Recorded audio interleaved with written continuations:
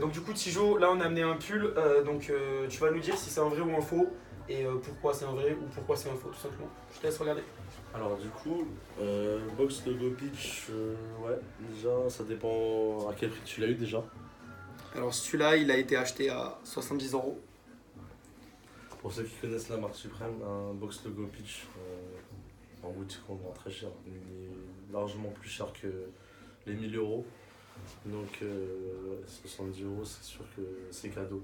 Moi j'en achèterais plein à ce prix-là en tout cas. Donc du coup, Ça part pas bien. ouais. Du coup alors, comment reconnaître que c'est un faux? Bah, déjà, je pense que le plus gros signe de ce pull, en gros déjà il y a l'écriture. Le E il n'est pas linéaire au niveau de cette ligne-là. Après malheureusement j'ai pas de règle, mais le E là et là ne sont pas sur la même ligne. C'est pas très droit en fait si vous voulez déjà par rapport à ça. L'épaisseur, surtout l'épaisseur le grammage en fait du sweat, en fait il est pas bon. Ok. Il est vraiment, on va dire de la qualité, enfin l'épaisseur d'un sweat H&M ou un Zara, un peu de ce style-là. Alors que vraiment c'est un box logo c'est vraiment très épais. Ok. En hiver, je sais que un sweat, ça dépend à quel degré, mais on peut même marcher avec le sweat et même avoir chaud. Sauf que celui-là, je pense que tu vas avoir froid quand même. En Par effet. rapport au grammage que c'est pas le bon grammage par rapport à ces suites là.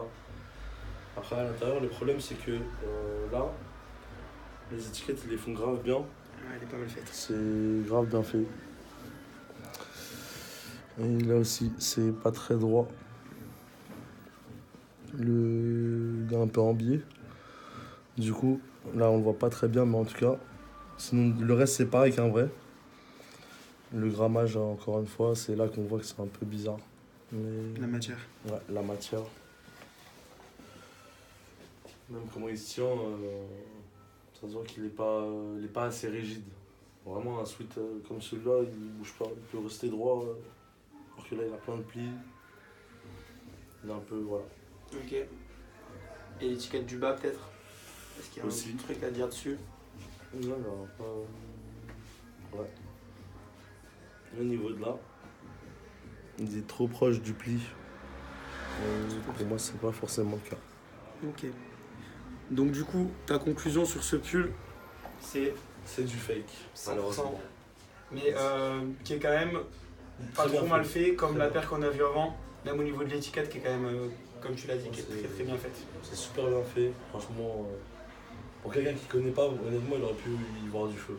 Carrément. C'est pour dire que le fake vraiment rattrape vraiment le